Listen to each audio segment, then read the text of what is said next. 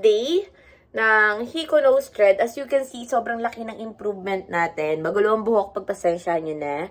Hindi na ganon kamaga yung mata ko. Though, parang ito na yung normal na eyes ko pag bagong gising ako. Tapos yung wound natin talagang nag-heal na siya. And hindi na rin namamaga yung dito ko. Ayan, papakita ko lang. May, yeah, prominent na yung bridge niya. And, pero, siguro mag-eye rolls lang din ako. Mag-ilamos ako, massage onte, 2 to 3. Yan dito. Titingnan ko nga may puti ba? May infection ba? May sign ba na infection? Pero, wala naman.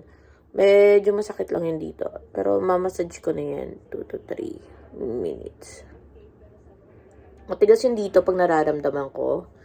Itong bridge, ang part na to. Pero, basta pataas yung massage. Hindi ko pa masyado mabigyan ng pressure. Pero, yon. Ayan. Tapos, ayan yung view natin sa outside. Pakita ko lang din sa inyo. Ito yung view natin sa 20th floor. Actually, takot talaga ako dito. Ayan. Ayan. Sa 20th floor, here. Ayan. Ayan yung view natin. Ayan. Takot ako. Taas. So, kahapon bumili na kami nung gown natin. Ayan. And then, magpe-prepare lang kami. Lalabas kami ni Babe. Bibili kami dyan ng pandesal. Doon sa baba. Turo ko sa inyo. Yung doon may pandesal dyan. Basta doon sa may blue na bubong. There, sa kabilang side. Ayan. Pandesalan yun. Bakery yun. Bibili kami pandesal kasi bumili kami kahapon ng peanut butter. Which is my favorite Filipino food o agahan. Tapos yun, magpe-prepare lang din kami. Then pupunta kami sa bahay nila Babe. Dadalawin namin yung parents niya. Kain kaming cook food. Namiss ko ang munggo. Request ko kay Nanay Munggo. Yan. So magpe-prepare lang kami and stuff. And then, dadali namin yung gown kasi sa kakot. Dun kami makikiplansya. May steamer naman kami dito. Ito yung steamer namin. Kaso lang, baka abutin ako ng 10 years pag steam kasi ang laki ng gown. Mahaba. So yun, magpe-prepare lang kami. So, ito yung mukha natin. 5th day ng Hiko Nose Thread. Yeah. Then, I'm gonna apply lang din concealer. It's Maybelline, my favorite concealer in the shade of 2. Yan. Yun siya sa blemishes natin. Mga gilid-gilid lang. Ito. Mga chismis na dapat itago. Lagyan ko lang din onti dito.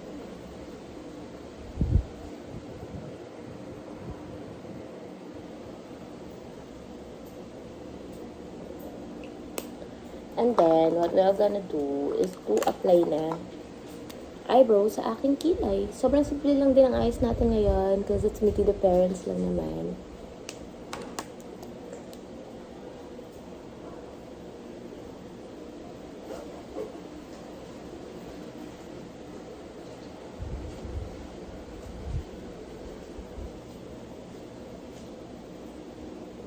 Yan lang.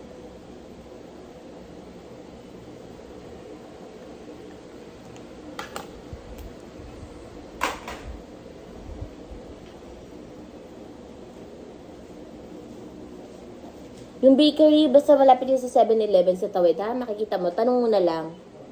Bili siya pandesal.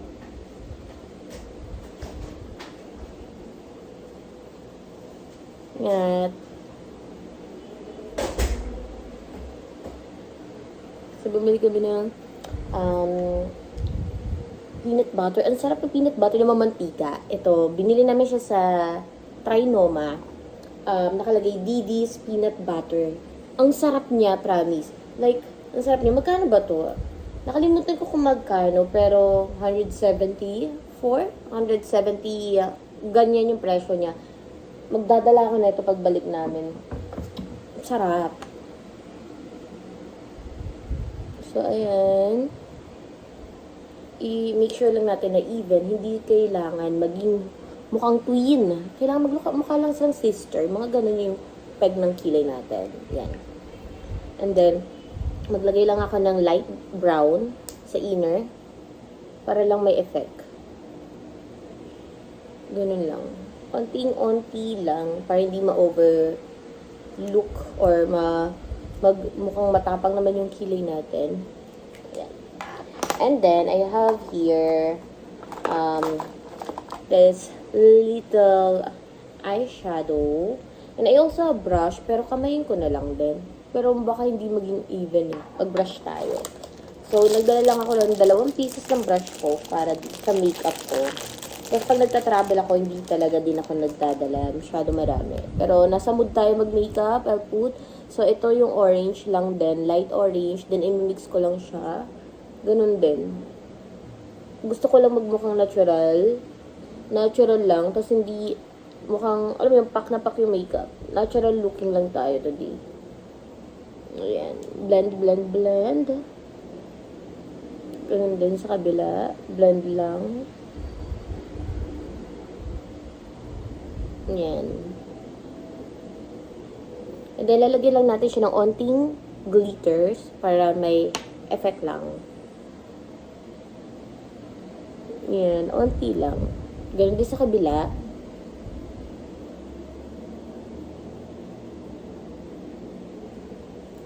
Natural. Come on. And then, after nyan, of course, lipstick and eyeliner, of course. Maglalagay din tayo na. Ito na rin yung gagamitin ko ng onte sa blush on ko. Hindi ko naman kailangan sobrang kapal. Para hindi lang tayo mukhang pale. Onti lang. Para meron lang dating. Ganon. Tapos minsan tong lipstick, naglalagay ako ng onti dito para may dating lang. Para hindi pale-pale yung color natin. And then, of course, ang ating pilik mata.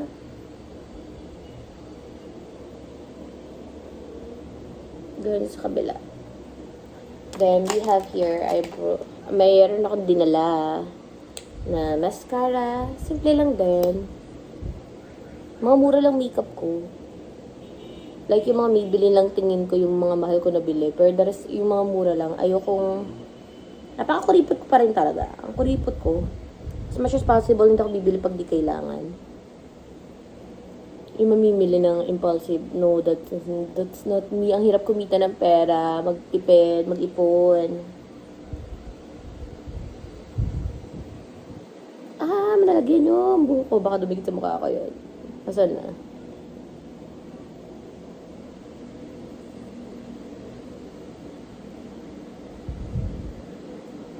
Ayan. And then, na-realize ko, lagyan natin ng onting kumikinang. Ito yun, ang ganda nito, saan ko ba ito binili? Para sa amin, sa DM ko binili.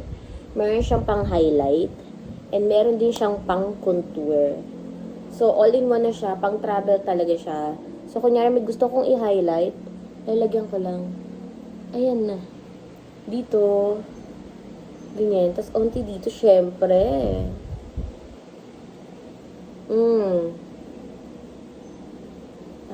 Ganun lang. Tapos dito, onte. Ganun lang. Tapos, meron din kasi ako dito. May kasama kasi yan. May partner siya. Para siyang makeup sticks. Ito. So, pag sa airport, bawal ka magdala masyado ng maraming liquid. Ito. Look at that. Nakaganyan na siya. Liquid foundation usually yung ginagamit. Pero ito, good for travel talaga siya. Stick. Yan. Dati meron ako yung Everblend na stick. Pero since wala nga doon, ito yung on the go. Hindi ko pa siya actually nagagamit. Pero, yeah, mukhang maganda. And then, maglalagay lang tayo ng white eyeliner, or pink, I mean, sa inner, sa lower eyelid ko. Kasi, yan, para mukha tayong hindi pale. And then, I was thinking nga kung maglalagay pa ako ng false eyelashes. Maglagay ba? I-fix lang din natin yung kilay natin with a wax soap. Sobrang ganda nito. Favorite ko siya. Kasi, ang ano niya, usually diba nilalagyan mo nito bago yung pang kilay product. Pero, I decided na ganyan lang. Para maayos lang din yung kilay ko. Kanya-kanya naman yan. As long as feel mo yan, gamitin, go for it, girl. Come on. Para hindi lang siya magulo. Tingnan. And then, of course, we're gonna do a setting spray lang. Kunin ko yung setting spray. Usually, nagsa-setting spray ako before ako maglagay ng mascara, baka magkalat. Nakalimutan ko. Maglagay lang tayo para layuan lang natin. Ayan. Okay na yun. Tapos patuyuin mo lang. Okay na, ready na tayo. Let's go. Ganon. And, nag-iisip ako kung maglalagay ba ako ng falsie ko sa mata. Maglagay ba ako? Maglalagay ba ako? Or maglagay kaya ako? Ito yung gagamitin ko. Try natin sa dulo lang maglagay. Tingnan natin. So, itabi ko na muna to. And then, kailangan ko ng itong pansyani natin sa kilay. And yung glue niya. Where's the glue? Ito. Ayan. Itabi ko lang muna yung mga hindi natin gagamitin. Basta tapos na sila. Para hindi tayo magulo. Okay. Alright. And then, focus na tayo sa ating kilay. So, tatry ko lang maglagay dito lang sa dulo. Or, lalagay ko na lang, pakita ko sa inyo after. Baka matagalan. So, guys, ito na nga yung final look natin. Naglagay na ako ng falsies. Ayan. Medyo, naglagay din ako ng eye drops ko kasi dry ang eyes ko. Sobrang irritated. Ayan. Hindi na ako muna naglagay ng powder sa mukha kasi kulas-ulas tayo niyan later on. Baka mo na partner for everything. There you go. Ito yung haring korma. Ganun. So, magbe-breakfast muna ako. Since natanghali kami gumising, ayaw matape. It's 2:00 na. So, parang mga 12 or 1 kami nagising. Bumaba si Babe para bumili ng pandesal. At wala na nga pandesal. So, bumili na lang siya ng gardenia pandesal. And then, itong Spanish bread. At, yan, din yun siya. Noy baked Spanish bread. Ang sarap niya. Tapos, partner mo pa sa ganitong peanut butter. Ang sarap. So, yan, kakain tayo. Tapos, iinom din ako ng gamot later on. Yan, kain muna tayo. Try ko hinati ko yung Spanish bread sa gitna. Na-miss ko to yung mga pagkain na to dito sa Pilipinas. Talaga, yung mga ganitong food. Tapos lalagyan ko yan ng peanut butter sa gitna. Tapos milig ako magsawsaw ng kanin tuloy. Magsawsaw ng tinapay sa kape. Ayan. Look at that. Oh, ang sarap. Yeah. Ayan. Daming peanut butter. Ang babo ng kaligayahin ko. Mga pagkain ng okay. Sasawsaw natin yan sa kape. Sarap. Namiss ko to. Kasi wala namang mga ganito sa ibang bansa. May peanut butter man, iba yung lasa. Hindi niya kuha yung panlasa natin Pinoy. Ang sarap. Tapos tingnan mo, nagka-crunch. Nag-ano yun talaga yung lasa ng yung peanut butter.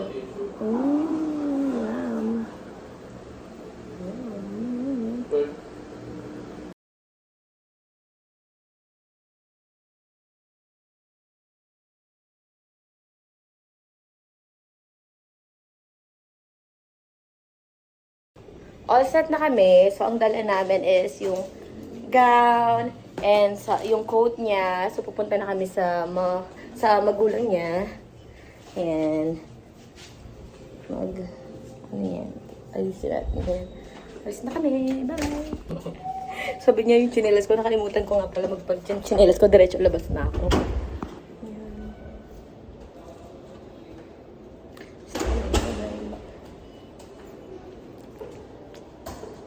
So, bababa na kami. Antay lang tayo ng elevator. So, here's the view from here. Natakot ako. Ang taas. Takot ako. May pool sa baba. Takot ako.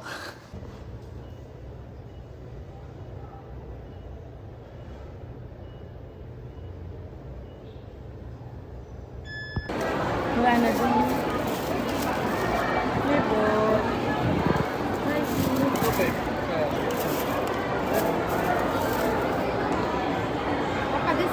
namin. And this one is New Zealand milk. Nakatama siya.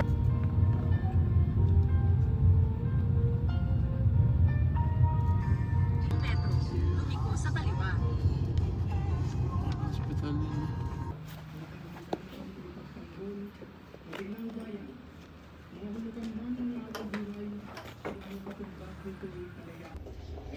Ano ba yung picture dun sa... PMA prepared me for this po. And nananadama po. Pero higit pa sa pagprotekta sa lupa, hindi raw yung pagkita ng mata, pero mapanganin. Kanilang paghahanda sa napakabiging training sa kanilang pagpasok sa Philippine Military Academy. Sa 266 Hindi natin alam. Marunong naman ako mag-ribbon yun. Mababalik ko yun. And thank you card. magsisilbi sa Philippine Army, 71 naman sa Navy, at 58 sa Air Force. Ang ganda. Pambabae. Ito yung pambabae. So, lahat ng malalaki pambabae. Tama? Ganda. Okay. So, ito yung mga pambabae. Tama ba? Tapos, merong keychain to, no? So, ito yung lahat ng pambabae. Ano yung in-order mo sa pang lalaki? Nang wala. Pero di ba magsisend sila ng picture? Meron yan.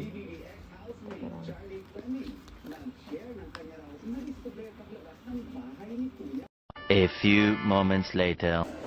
So guys, nakauwi na kami ng bahay. Hindi ako nakapag-video kasi tulog na tulog ako. So pumunta kami sa bahay ni Babe, tapos tinulungan kami ng mom niya, ng nanay niya, na tayiin yung ibang part ng, may natanggal kasi yung part dun sa may gown ko, nagplanta kami sa kanila. Tapos, nalaglag. Tapos, ang daming pagkain na niluto ng mama niya. Kumain siyang tinola. Na-miss ko yung munggo. Kumain ako ng munggo. Oh my God. Heaven. Tapos sobrang dami ng pabaon ng nanay niya. Papakita ko sa inyo. Na-overwhelmed din ako kasi sa dami. So, ito yung mga pabaon ni nanay. Ito ang palaman sa tinapay. Puro. Ano to, babe? Minudo ba to? Oh, parang ganun. Minudo. Tapos guyabano. Tapos ito buro na isda. May isda pa. Ito tinola. Ito, ewan ko na lang. Magkarib ka pa ba ng mangga? Grabe, ang dami. Tapos ito pa baon ni nanay. Ang the best talaga yung munggo kanin. Tapos ito pansit. Ang sarap ng pansit niya. Dinuguan. And dinuguan. Ito naman, yeah, may favorite munggo. At this one, adobo. Ang dami pa baon ni nanay. Ilagay mo yun dyan. May isda pa pa. Grabe. Ewan ko lang magutom tayo. Ayan. Mga pabaon niya ni nanay. So, yan. Kakain tayo ng guyabano. Yeah. Nahimay na yan. Wala nang buto. Oh, looks yummy. Oh. My God. Namiss ko yung guyabano talaga. Favorite ko to nung bata ako eh. Tapos nakakain nga ako dati ng guyabano na may uod ang puchi. Yeah. Oo, hindi ko alam. Yeah. So, ayan. Tatry natin.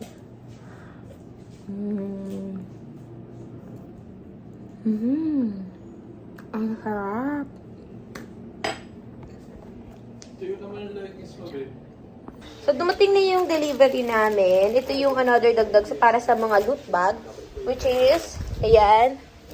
Yun sa may mga food ng survival kit, kumbaga tawagin nila. Ayan, ito yung mga laman nun. Oops. Ayan, thank you for celebrating with us. Ginawa lang din namin yan. Tapos, ayan. Merong candies. Merong wafer, chocolate bar, saka candies uli. Ayan yung laman ng ating survival kit. Ayan, so magpapak uli kami.